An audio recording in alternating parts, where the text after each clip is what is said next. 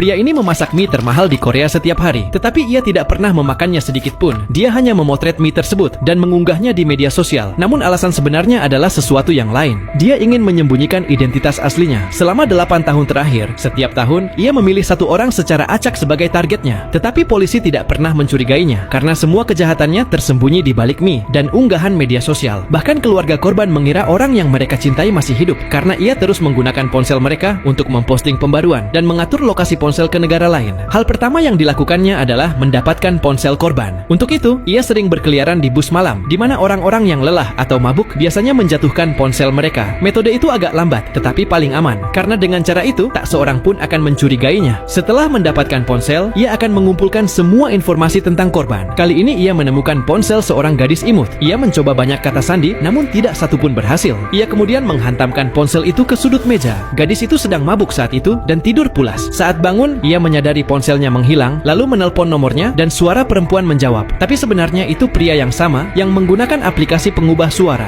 dan mengatakan bahwa ia menemukan ponsel itu di bus, tapi ponselnya sudah rusak. Kemudian ia memberi alamat toko reparasi ponsel dan menyuruh gadis itu untuk mengambil ponselnya di sana. Gadis itu tidak curiga sedikit pun. Ia pergi ke alamat yang diberikan. Itu adalah bangunan tua terbengkalai yang hampir tak ada orang yang datang. Saat masuk ke toko, ia melihat ponselnya dan layarnya memang rusak. Penjaga toko yang sebenarnya pria yang sama memberinya sebuah formulir. Ia harus mengisi semua detail di dalamnya. Yang paling penting adalah kata sandi ponsel. Gadis itu ingin ponselnya cepat diperbaiki, jadi tanpa pikir panjang, ia mengisi formulir tersebut. Sekarang pria itu memiliki semua informasinya. Ia mengganti kamera ponsel, memasang layar baru, membuka kunci ponsel dengan kata sandi, dan diam-diam memasang sebuah virus di dalamnya. Sekarang setiap data gadis itu akan langsung terkirim padanya. Sebelum pergi, gadis itu bahkan berterima kasih. Ia tidak mengetahui bahwa sekarang setiap tindakan, setiap panggilan, setiap pesan, bahkan arah kamera ponselnya sedang dipantau. Dalam beberapa hari, pria itu tahu semua tentang kehidupannya, dari kebiasaan, percakapan, bahkan rahasia yang tak ia sadari sedang direkam dari ponselnya. Di malam hari saat gadis itu tidur, pria itu mengendalikan ponselnya dari jarak jauh. Ia memeriksa semua pesan dan aplikasinya. Setelah mengumpulkan semua informasi, pria itu mulai merencanakan langkah berikutnya.